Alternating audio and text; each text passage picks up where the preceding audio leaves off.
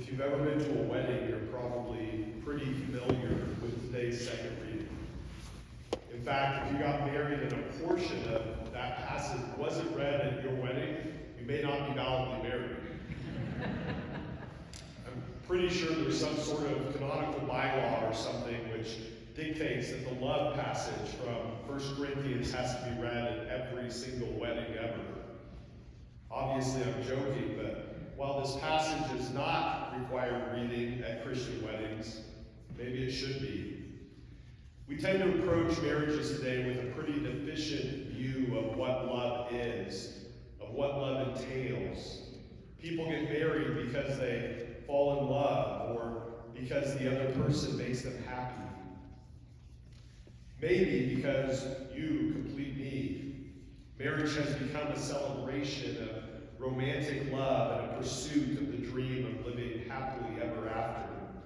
But this fairy tale perspective on love is rather shockingly absent. Instead, the apostle speaks of how love bears all things, endures all things, how love never fails. This should catch our attention because in our world, marriages do fail, and pretty frequently. People fall out of love with each other, the romance dies, and couples realize that their partner isn't really their better half.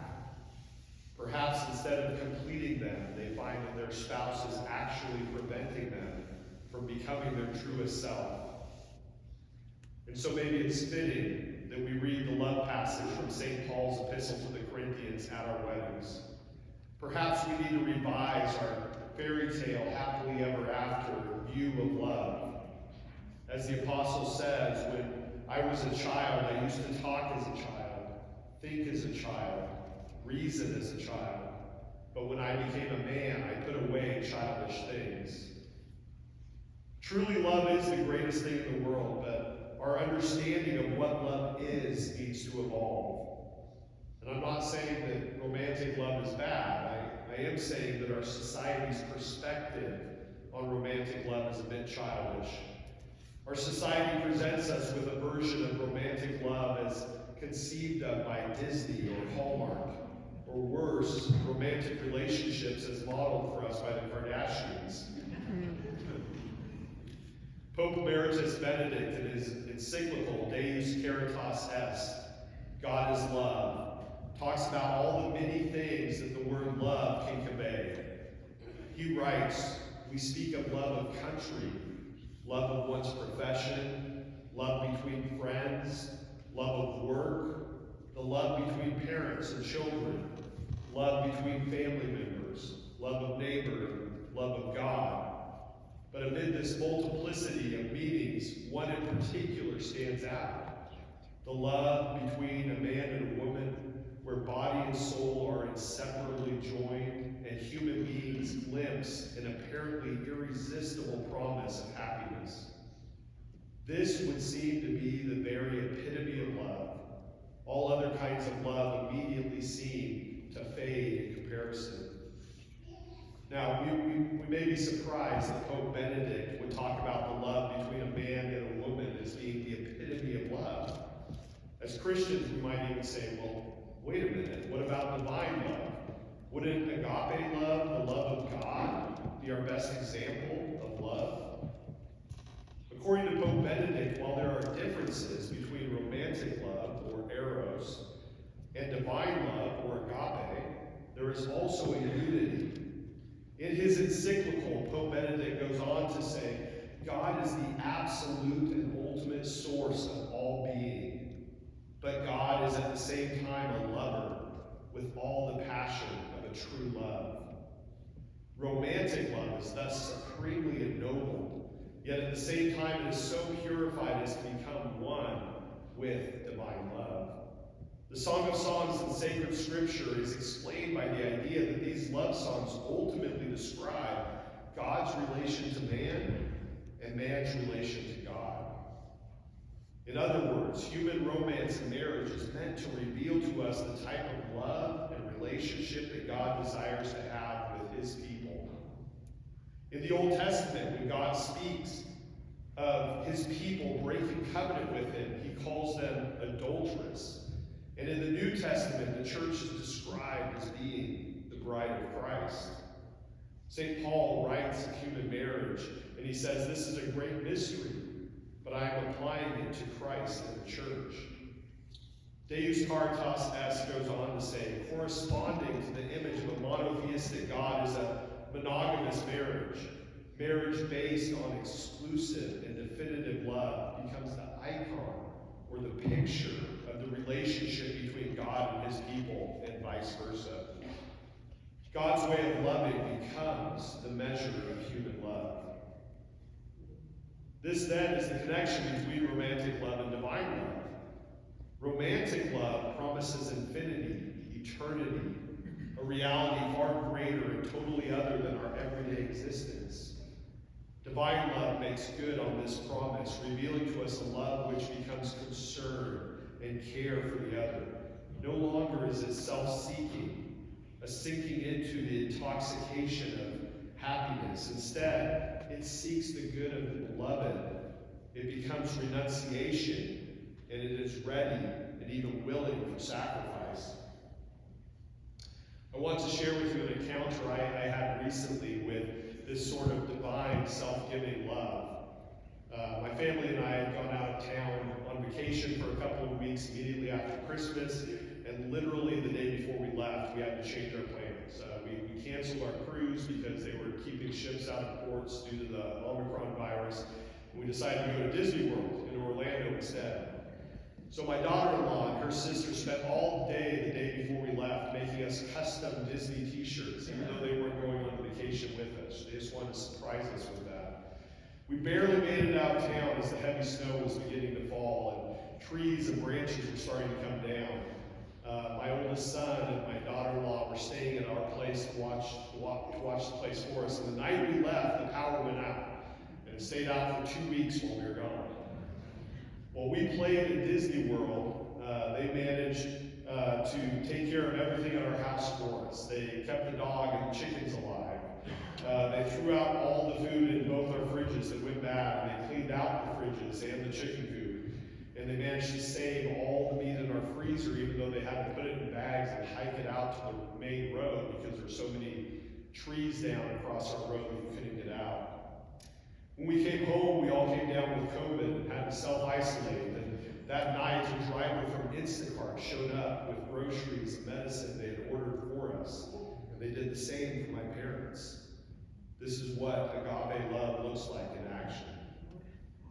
In Jesus, the church's bridegroom, we see this divine love displayed in his total self-sacrifice for us on the cross, where he shows us what seeking the good of the beloved looks like. In his passion, he bears all things, believes all things, hopes all things, endures all things. Truly, his love for us never fails. This is the example of what romantic love should look like in our lives.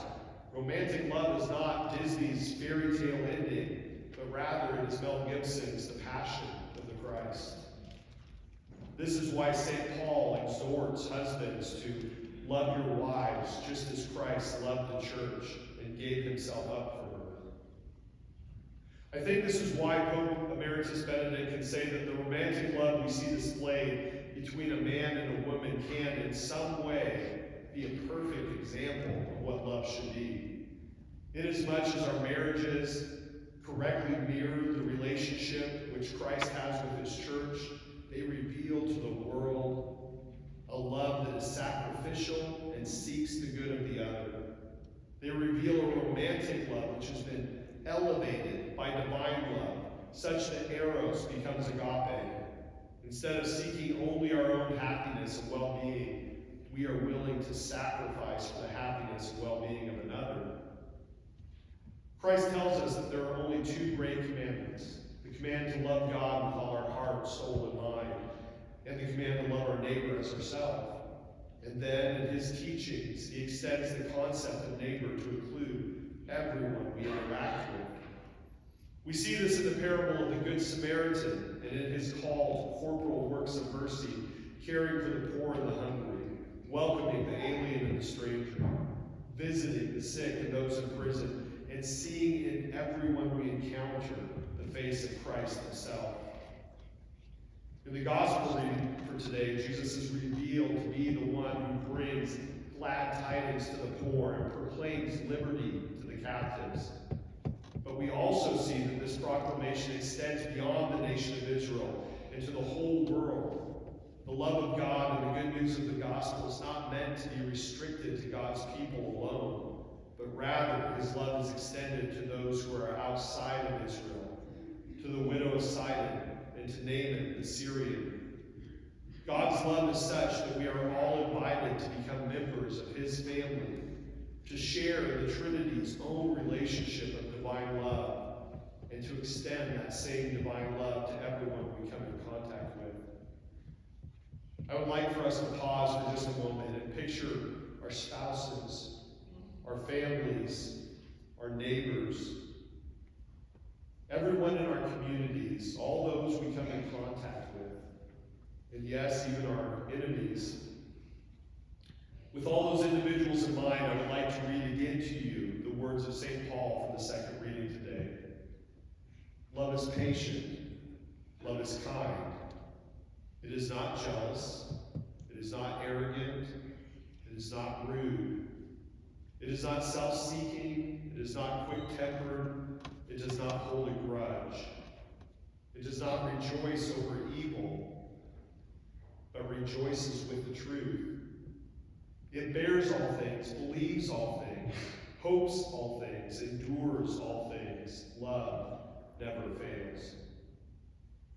As we prepare to receive Christ in the Eucharist this morning, I would like to offer you a final quote from Deus Caritas Est. The Eucharist draws us into Jesus' act of self-sacrifice. More than just statically receiving the incarnate Word, we enter into the very dynamic of his self-giving. The imagery of marriage between God and Israel is now realized in a way previously inconceivable. It had meant standing in God's presence, but now it becomes union with God through sharing in Jesus' self-gift, sharing in his body and blood. So, faith, hope, and love remain, these three, but the greatest of these is love.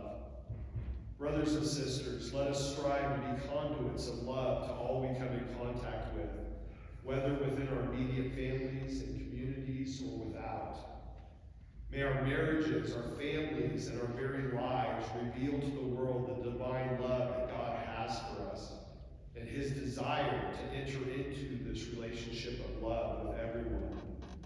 And as we approach the Eucharist today, may we recognize that the union with God that we are entering into is indeed the closest union possible, that of a one flesh union, a marriage union which exists between Christ and the church, who has become his bride.